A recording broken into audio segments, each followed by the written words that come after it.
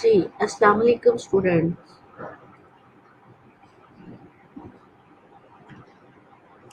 Attendance sheet मुझे चाहिए थी।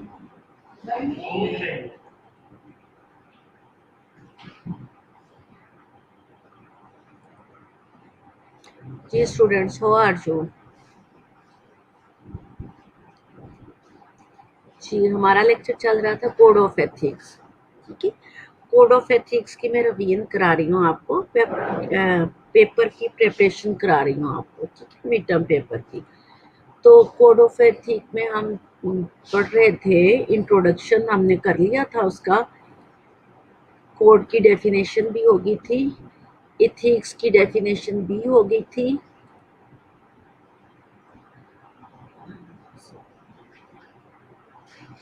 जी, इसके फंडामेंटल एथिक्स रिस्पॉन्सिबिलिटीज जो है ये भी हो गया था, डेफिनेशन हो गई थी।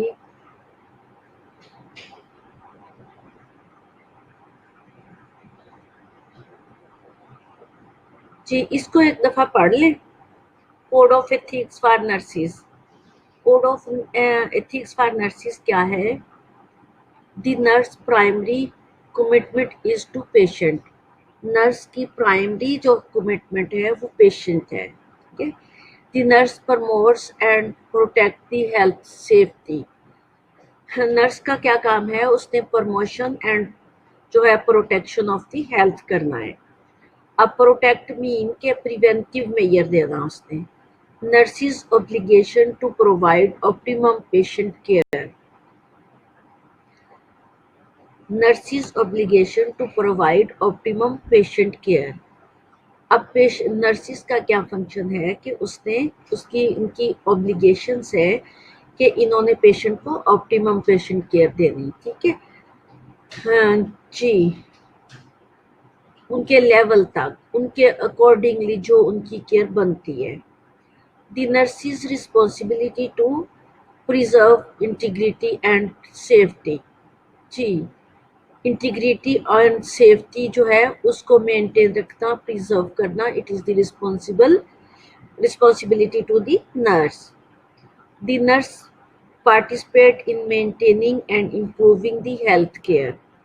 अब ये देखिए code of ethics for nurses. ये कोड ऑफ एथिक्स जैसे बेटा आप लोगों को बता रही होती हूँ कि कोड ऑफ एथिक्स में सिर्फ पेशेंट केयर ही नहीं आता, देखो ईच एंड एवरीथिंग जो है वो कोड ऑफ एथिक्स के अंदर है, जिसके अकॉर्डिंगली, जिसके थ्रू से हमने पेशेंट की केयर करना है। Nurse participate in maintaining and improving health care. जहाँ maintaining and improving health care आए वहाँ नर्स अकेली नहीं होती, नर्स के साथ पूरी टीम होती है, जिसके साथ डिस्कस करके, डायग्नोज करके, केयर प्लान बना के पेशेंट को फैसिलिटेट किया जाता है, फिर पेशेंट की केयर की जाती है। The nurse participate in the advancement of the profession, for example, education development, knowledge development, education development and knowledge development. अच्छा, एंड स्किल डेवलपमेंट भी इसमें जो है शामिल कर लेते हैं कि नर्स जो है पार्टिसिपेट करती है इन एडवांसमेंट ऑफ द प्रोफेशन, अपने प्रोफेशन की एडवांसमेंट के लिए, ना कि उसने सिर्फ पेशेंट की केयर करनी है। पेशेंट की केयर के साथ साथ वो अपने प्रोफेशन की एडवांसमेंट भी करेगी। जब वो एडवांस केयर देगी, जब वो केयर प्लान बनाएगी, जब उसके पास नॉलेज और स्किल होगा, तो उसके पास है जो, जैसे हमने जो है रिवाइज करके डिप्लोमा को डिग्री कर दिया, तो इट इज़ दी जो है एडवांसमेंट ऑफ प्रोफेशन। प्रोफेशन की एडवांसमेंट के लिए हमने क्या किया? एजुकेशन को एडवांस किया, एजुकेशन डेवलपमेंट किए, नॉलेज डेवलपमेंट किया। ठीक है, अब नॉलेज एजुकेशन डेवलपमेंट में theoretically education and knowledge development में हमारी स्किल डेवलपमेंट, हमारी क्लिनिकल डेवलपमेंट, हमारी जो है एक्सपीरियंस डेवलपमेंट और हमारी एजुकेशन, ये सारी चीज़ें आ जाती हैं उसमें। The nurse collaborate with other health professions. ठीक है, अदर हेल्थ प्रोफेशनल्स के साथ जब तक वो कोलिब्रेट नहीं करती, तो अकेली नर्स कैसे केयर देगी? उसने सिर्फ जो है पेशेंट को जो है इंजेक्शन थोड़ी लगाने हैं, कि सिर्फ इंजेक्शन ही लगाने हैं, ड्रिप्स लगानी है तो पेशेंट की केयर होगी। ये पेशेंट की केयर के लिए जब तक पेशेंट को डायग्नोज जो है accurate diagnose, correct diagnose of the patient नहीं होगी, तो कोई भी केयर प्लान एक्यूरेट नहीं होगा।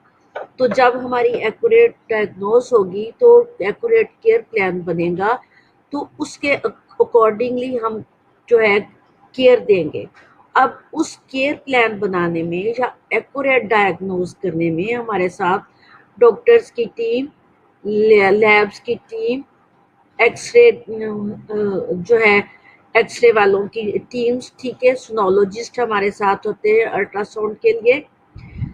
अब ब्लड बैंक वाले, ये सारी टीम्स जो है, इसके साथ साथ मैंने आपको बताया था कि लॉन्ड्री वाले, स्वीपर्स, वर्कर्स, को वर्कर्स, ये सारे जो है कोलिब्रेटिव केयर देने के लिए पेशेंट के, ये सारे मिलकर के फिर डायग्नोज बनती है, फिर हम पेशेंट का केयर प्लान बनाते हैं, तब हम केयर देते हैं। जब भी हम किसी पेशेंट की केयर देनी है, फॉर एग्जांपल हमने पेशेंट को बेड शीट देनी है, तो उस बेड शीट के लिए जब तक लॉन्ड्री वालों के साथ हमारा कॉन्टैक्ट और अच्छे लिंकेजेस नहीं होंगे तो वो हमें जो है लॉन्ड्री टाइम से नहीं देंगे, ठीक है।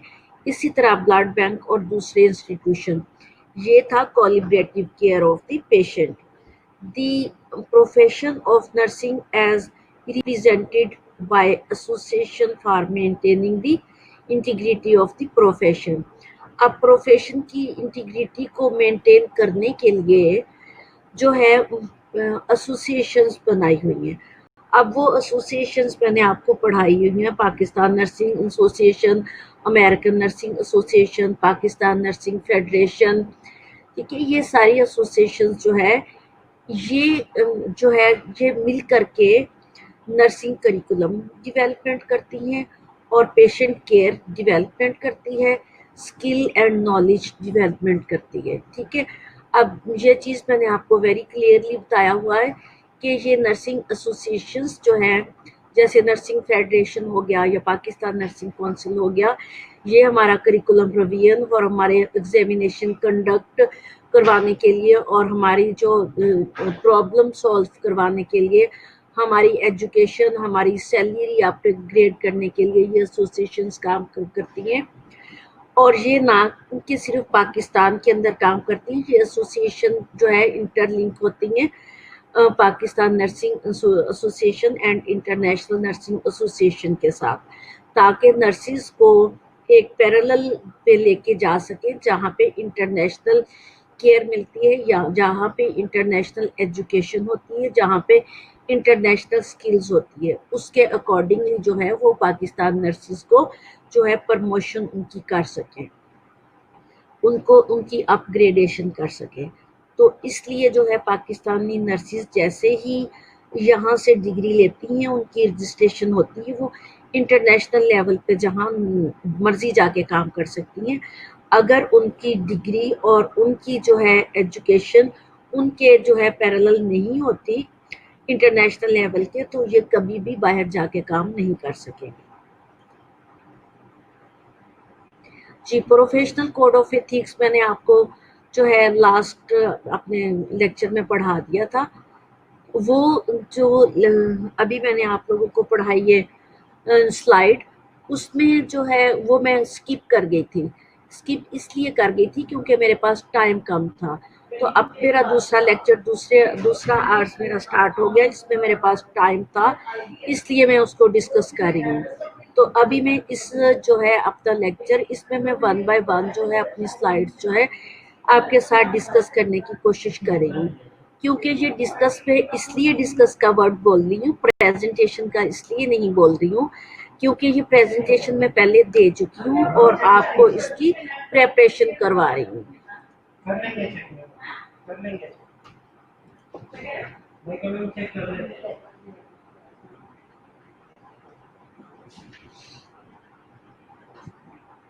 जी, ये स्लाइड्स जो है 11, इसके 11-12 स्टेप्स है प्रोफेशनल कोड ऑफ एथिक्स। अब अगर मेरे पास टाइम बचा तो हम इसको वन बाय वन डिस्कस कर लेंगे। अभी मैं दूसरी स्लाइड्स जो हमारी रह गई थी उनकी तरफ जा रही हूँ, ठीक है। तो अगर टाइम बचा तो मैं इन पॉइंट्स को भी आपके साथ डिस्कस कर लूँगी। अभी जो ज़रूरी चीज़ें वो मैं आप लोगों के साथ discuss, international code of ethics भी मैं आप लोगों के साथ डिस्कस कर चुकी हूँ। इसकी international code of ethics, national code of ethics और जो है प्रोफेशनल कोड ऑफ एथिक्स, ये आपको डिफ्रेंशिएट करना आना चाहिए।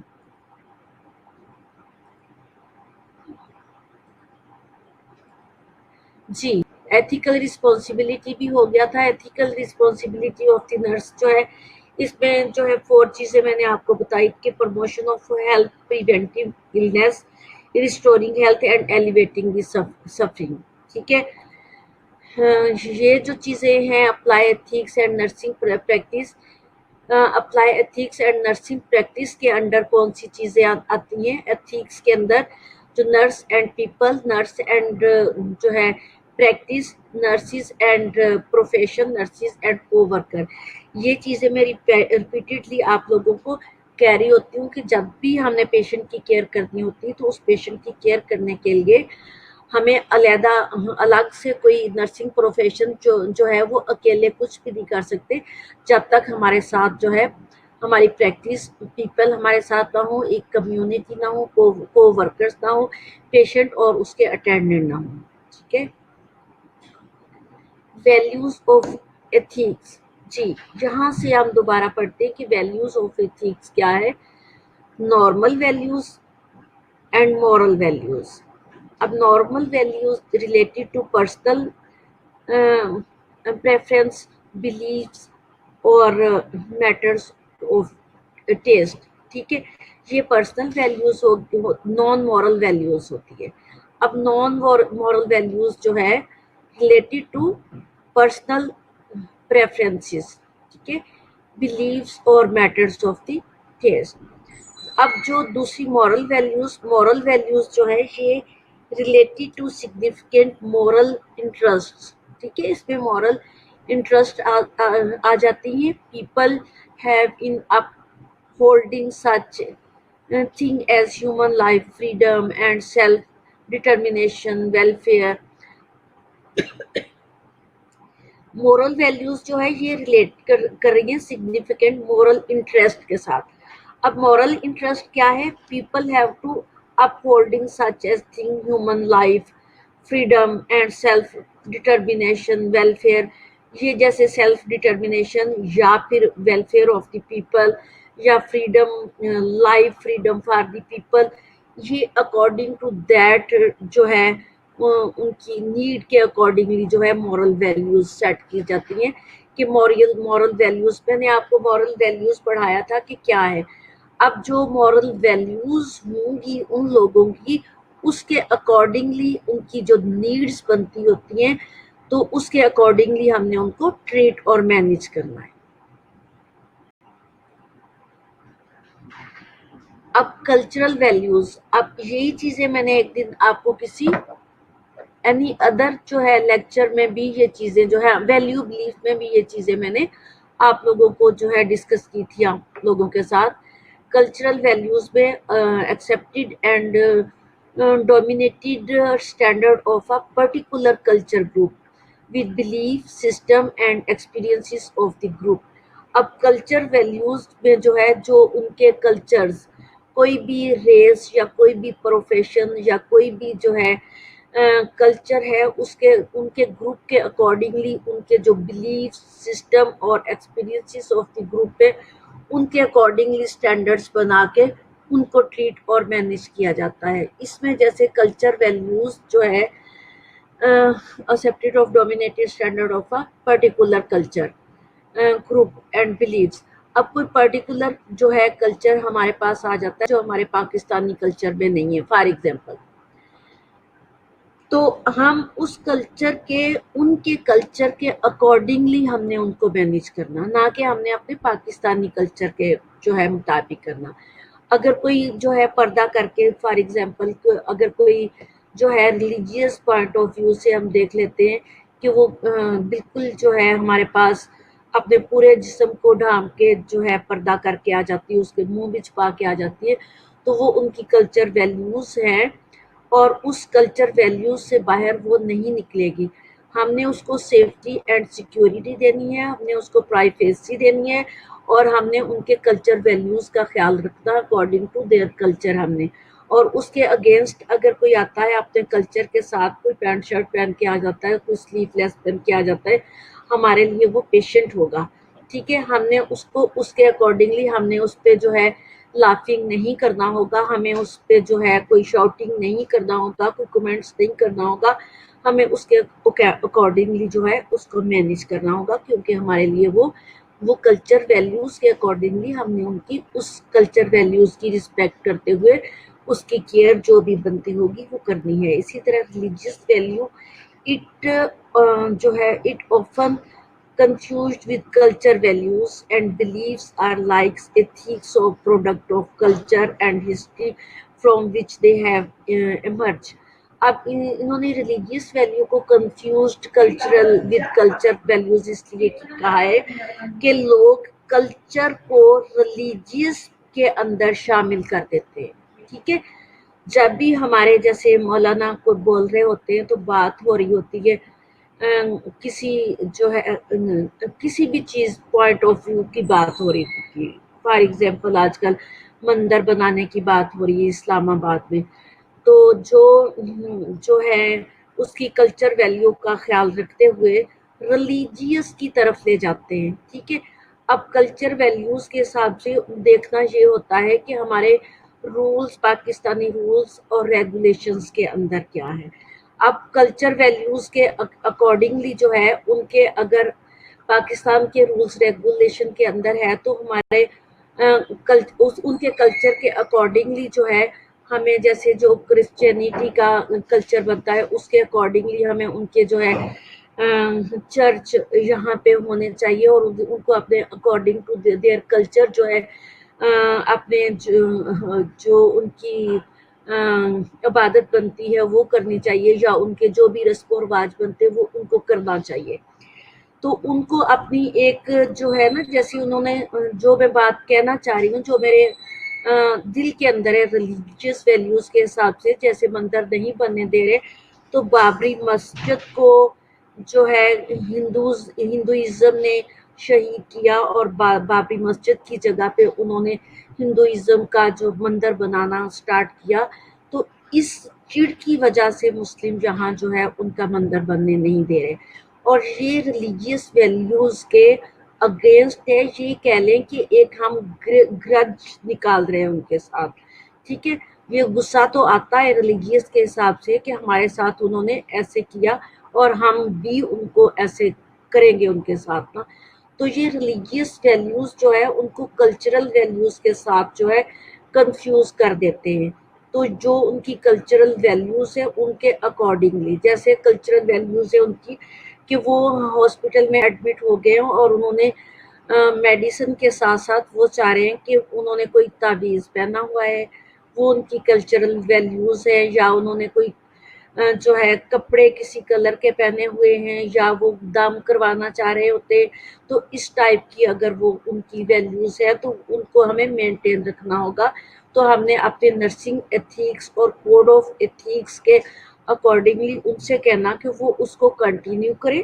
ठीक है, और हमें अपनी केयर देने दें। हमने अपनी जो नर्सिंग केयर बनती है, जो हमारी मेडिकल केयर बनती है, जो हमारी मेडिसिन बनती है, जो हमारा केयर प्लान सेट होता है, उनकी काउंसलिंग करके उनसे कह देना तो आप जो कर रहे हो ठीक कर रहे हो, हम भी जो कर रहे हैं ठीक कर रहे हैं, अल्लाह ताला आराम दे देगा। मे भी हमारी तरफ से आ जाए, मे भी आपकी तरफ से, ताकि वो सेटिस्फाइड हो सके। प्रोफेशनल वैल्यूज़ जो है professional values related to ultimate standard that have been agreed to and are expected to be unheld by professional group. Professional values क्या है? Related to ultimate standard that have been agreed to and expected to the अनहेल्प और professional group. अब professional values जो है हमारे according to professional values जो बनती हैं कि हमने दूसरों को रिस्पेक्ट देना, हमने दूसरों को जो है केयर करना, हमने दूसरों की हेल्थ को प्रमोशन करना है, उनकी जो है प्रिवेंटिव मेजर देना है। ये सारी चीज़ें हमारी प्रोफेशनल वैल्यूज़ के अंदर आनी कि हमने अपने प्रोफेशनली जो हमारी वैल्यूज़ है, रूल्स रेगुलेशन है, उनके अकॉर्डिंगली जो है हमने पेशेंट को स्टैंडर्डाइज केयर देनी है, प्रमोशन देनी है, एलिवेशन ऑफ द हेल्थ करना हो गया। Personal values are informed by individual believes, attitude, standards, and ideas that guide behavior and how a person experiences life. अब पर्सनल वैल्यूज जो उसने पर्सनल अपनी वैल्यूज सेट की हैं, ये वैल्यूज बिलीव्स यूनिट में मैंने आप लोगों को बहुत अच्छे से इसमें मैंने बताया था कि पर्सनल वैल्यूज जो है वो उसके नॉलेज से, जो एक इंडिविजुअल है, इंडिविजुअल के नॉलेज से, इंडिविजुअल के बिहेवियर से और इंडिविजुअल के वर्क से जो है वो उसकी पर्सनल वैल्यूज होती हैं। अब कुछ लोग पर्सनल वैल्यूज जो है उनको सेट कर लेते हैं कोई अपना रोल मॉडल लेके, बट रोल मॉडल के अकॉर्डिंगली वो काम करेंगे तो उनकी पर्सनल वैल्यूज जो है वो फुलफिल होंगी। मैंने इसका ये भी कहा था कि attitude, standards and ideas that guide behaviour and how a person experiences in her or his life. अब ये चीज जो है वो किसी को जो है रोल मॉडल तो बना लेता है, बट उस रोल मॉडल की तरह से वो बनना चाह रहा है, उसका एक सेल्फ इमेज वो अपना बना लेता है। सेल्फ इमेज बन के तो वो अपने आप को कायदे आजम की कैप पहन के, तो कायदे आजम के जैसे ड्रेस पहन के वो कायदे आजम नहीं बन जाएगा। वो डे एंड नाइट मेहनत करेगा तो वो एक कायदे आजम की तरह क्या बनेगा। कायदे आजम पता नहीं बनेगा कि नहीं बनेगा, ये नहीं मुझे पता, अल्लाह करे कोई कायदे आजम आप में से बन जाए, बट वो उस तरह का बन सकता है अगर उसने अपनी पर्सनल वैल्यूज उसके तरीके से सेट की है। सिर्फ उसको कपड़े पहनने और सेल्फ इमेज सेट करने से वो नहीं बनेगा, ठीक है। अब जो वैल्यूज कॉन्फ्लिक्ट, कुछ वैल्यूज कॉन्फ्लिक्ट थी।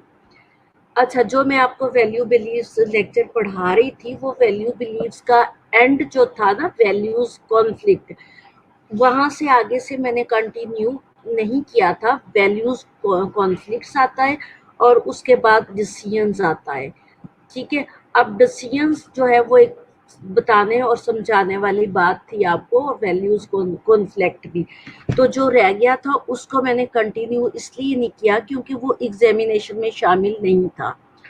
तो मैं आप लोगों को दोबारा से रिवीजन कराना स्टार्ट हो गई थी ताकि आपकी प्रेपरेशन अच्छी हो जाए।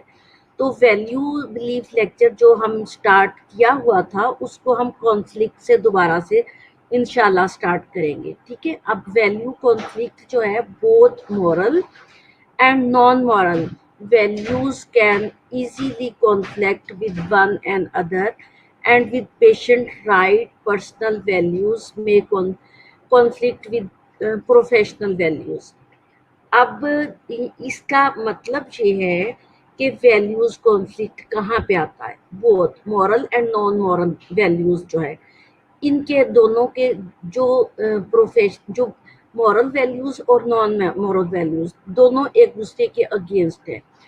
अब जब मॉरल और नॉन मॉरल वैल्यूज जो है जहाँ पे आ जाती हैं तो conflict with one and other arise हो जाता है। अब देखो कि अगर हमारे में मॉरल वैल्यूज है ना, एक नर्स में या एक डॉक्टर में, जो पेशेंट आएगा उसमें नॉन मॉरल वैल्यूज होंगी। पेशेंट ने तो नर्सिंग जो है कोड ऑफ एथिक्स नहीं ना पढ़ा हुआ, पेशेंट के रिलेटिव्स ने भी कोड ऑफ एथिक्स नहीं पढ़ा हुआ, उन्होंने रूल्स रेगुलेशन भी नहीं पढ़ा, क्योंकि वो कोई लायर भी नहीं है। अगर कोई लायर हो तो उनको इन रूल्स रेगुलेशन का पता होता है, ठीक है।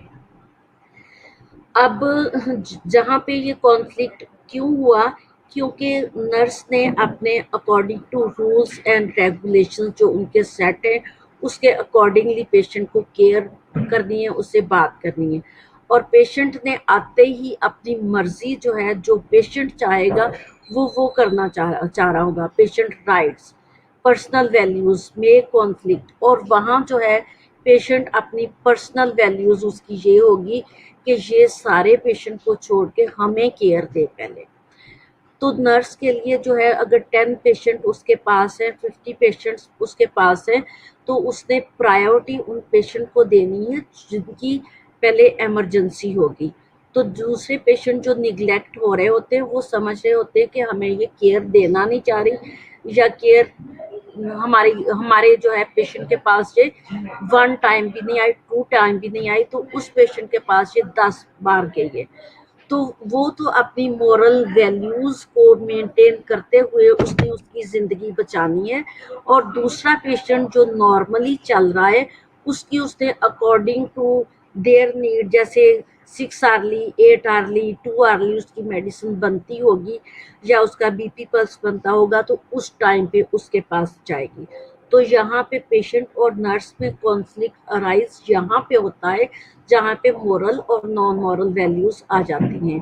कॉन्फ्लिक्ट विद प्रोफेशनल वैल्यूज, अब प्रोफेशनल वैल्यूज जो है उनके अंदर कॉन्फ्लिक्ट आ जाता है।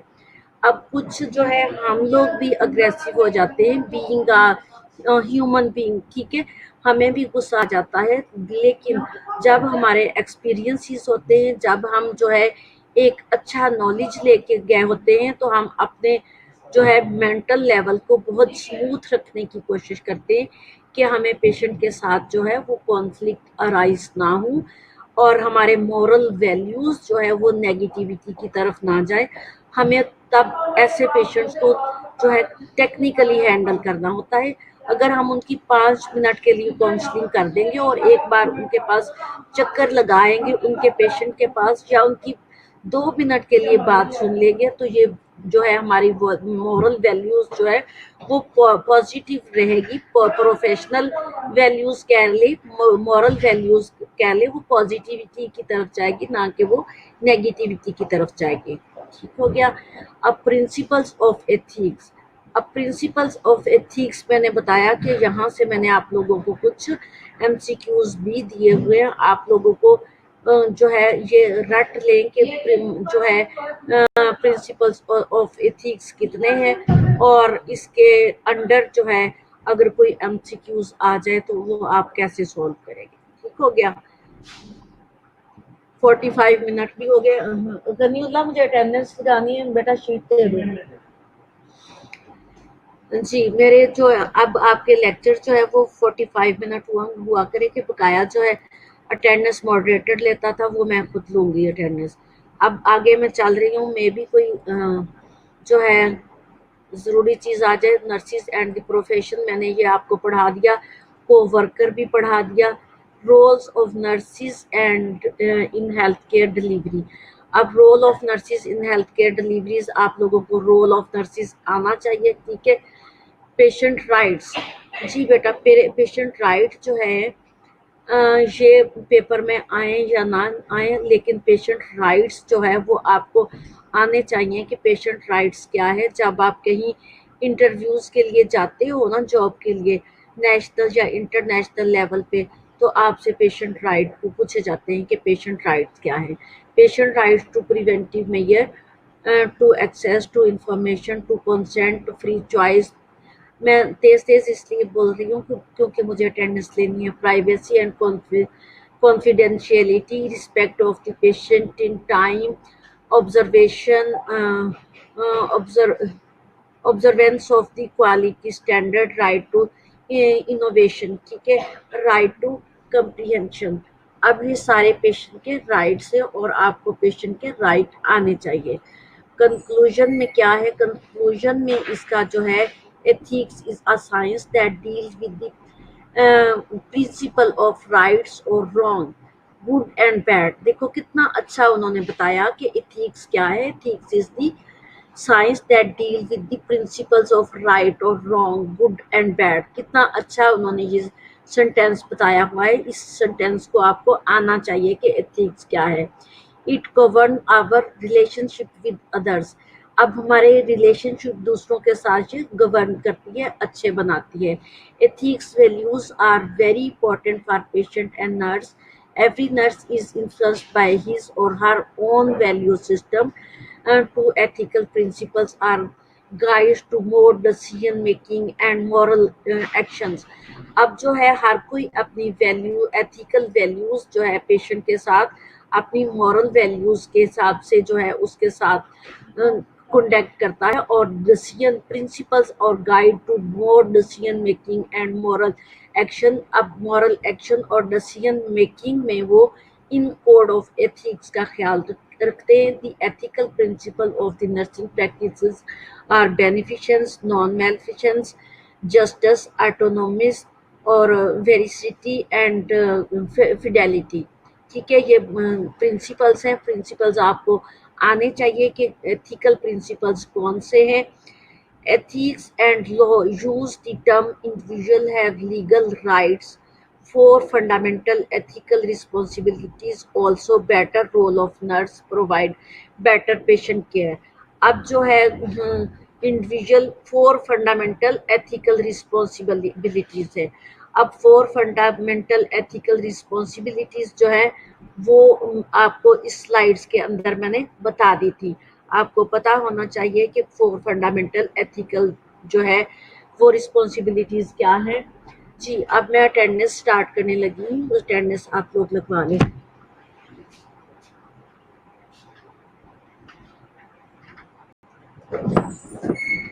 शीट आ गई है? मुझे दे दो।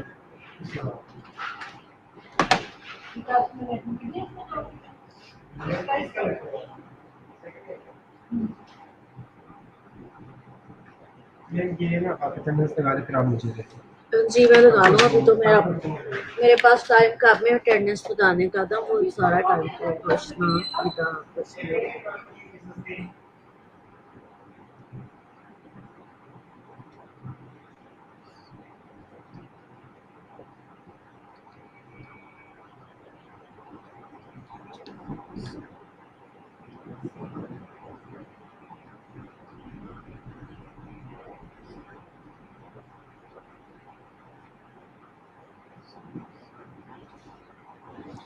आतिका नहीं है आज। आतिका कहाँ है?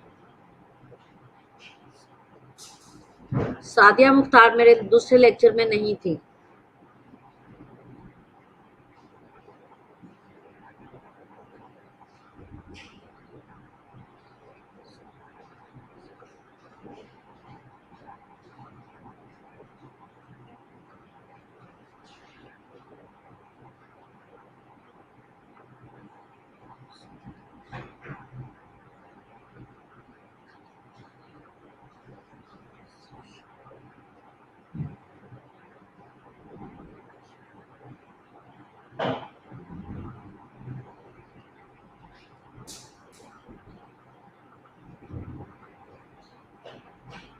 महक नदीम है?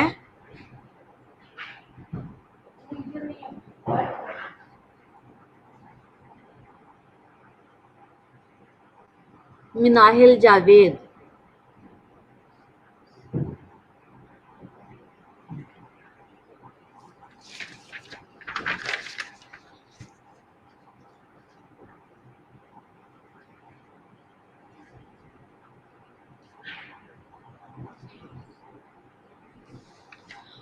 राबिया मुजीब और राबिया ज़िया हैं। राबिया ज़िया है?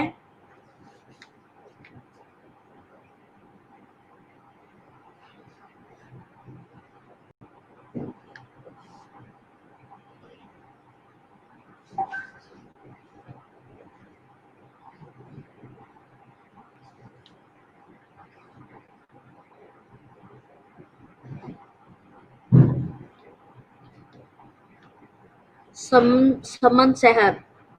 समन सहर, वेयर इज समन सहर?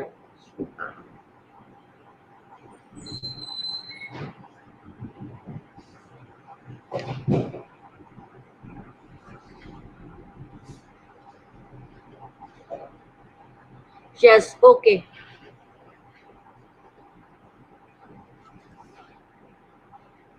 राबिया ज़िया मेरे दूसरे लेक्चर में आप नहीं थी।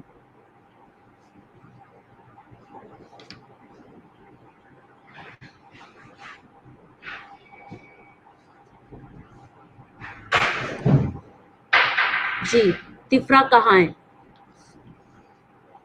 समना।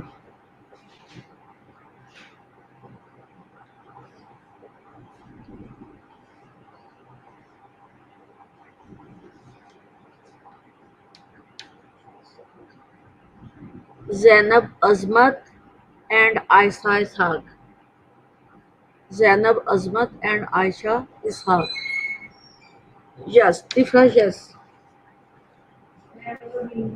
जी, जी सर।